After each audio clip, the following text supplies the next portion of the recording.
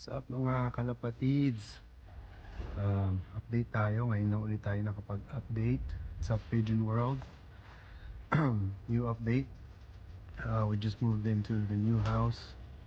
We moved the birds already. The lofts. Nagbawas din tayo ng mga ibon. Got the dogs outside now. Sa loob sila ngayon kasi malamig.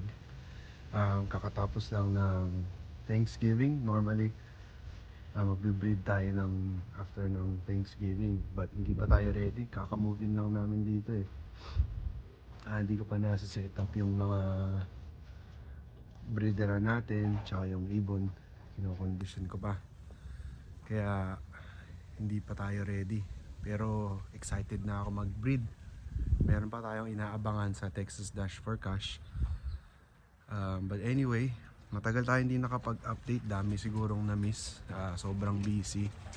Ang dami pang gamit to ng mga pangkalapati, pang breederan.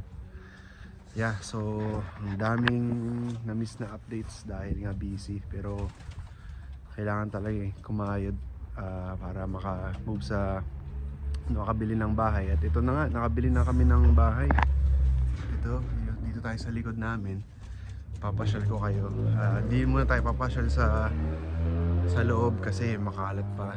Just may mga bisita kami kasi bukas celebrate yung birthday ng mga anak ko. But anyway, siguro yung last update ko, napakatagal na. Ang dami ko pang ibon nun. Nandun ako sa loob nitong loft na to, dun sa dating bahay. Anyway, nagbawas ako ng maraming ibon. Andito na yung mga kak. Tapos andito naman yung mga hen. Yung mga breeder nandun sa likod nila, likod nitong dalawang loft. Hindi ko pa nasa-set up dahil nga busy. Na-promote tayo sa trabaho. Kaya yan. Pero tuloy-tuloy pa rin ang pag-iibon natin, ang hobby natin. Hindi tayo naglipad tayo nakapaglipad last year nga dahil busy sa trabaho, kaya siguro tayo na promote sa trabaho dahil syempre ginagalingan natin. Syempre mga motivation natin yung family natin, mga ibon natin, tsaka yung mga pangarap natin sa buhay. Pero hindi ko na patatagalin to, silipin lang natin saglit yung ibon. At ang masilip, wala naman masyadong ganap, ganun pa rin ang mga ibon. Ito nga, pasok tayo dito. Dito yung mga kak. Meron akong ito, babae yata ito, young bird lang. Siguro may dalawang young bird dito na babae. Kailangan ko i-move ito, tsaka yan. Tapos lahat kak.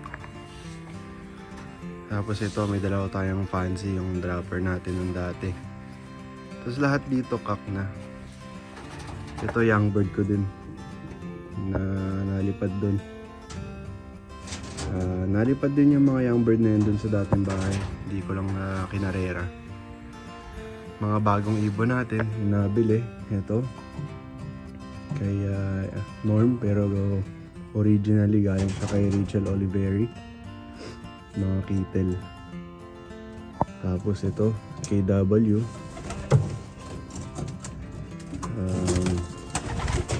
Ito pang isa, ito yan, bago din yan. Mga Maklof.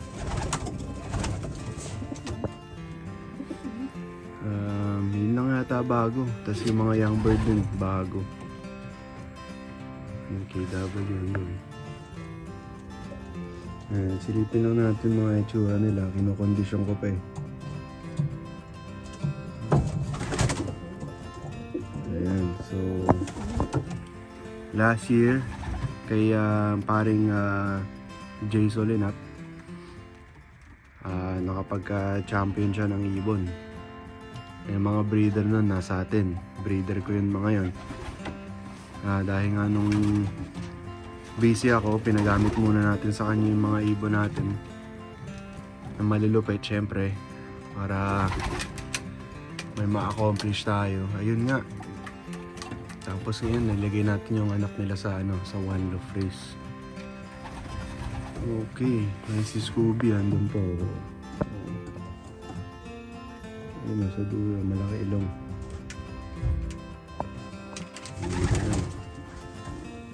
Ayan yung ano, si 403, yung galing kay Lelton. Nalipad ko nung 2019 yung bird race, tsaka old bird. KW. May ibon ni ano, Thomas. Mabara ko yung kittel. Okay, hindi pa tayo dun sa kabila para mabilis lang tong video na to. Ganda nung hino to. Mga imports. Ayan. Yan na ano, super breeder natin, champion breeder natin dito. Siya yung nag-produce ng first place natin sa 350 miles Manny champion bird. Ito si Lucy, oh. Lucy! Yung dalawang aso namin sa loob. Ito yung bahay ng aso. Pansamantala muna dyan. Wala pa masyadong grass. Kala ko palagyan ng concrete, tas lagyan ng patio para may bubungan, may tambayan tayo. Ayan sila, oh. Pasukin natin, tara. Ayun, kitang kita yung champion hen natin. Nabili ko kay Norm, MSRL. Yung anak nila yung nag-champion. Para siya yung blue bar. Ito, yung Thomas Baldwin natin na ibon. Ito, yung Jansen natin. And then, ano ba yan sa loob? Hindi natin makikita. Sila. Ay, makikita yung tsura nila.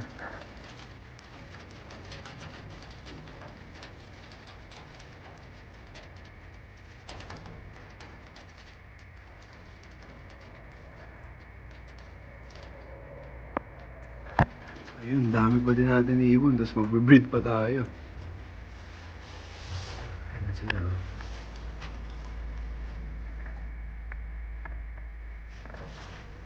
Mga pula.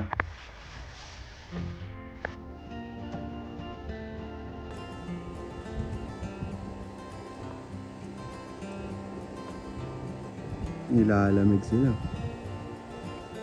So ayun mga kalapatids, mabilis lang na update. Ang gagawin natin, mag-update ulit tayo kapag na-set up natin yung mga breeder natin. Tapos tulungan nyo ako magsalang ng mga ibon. So yun lang, salamat mga kalapatids, like na lang.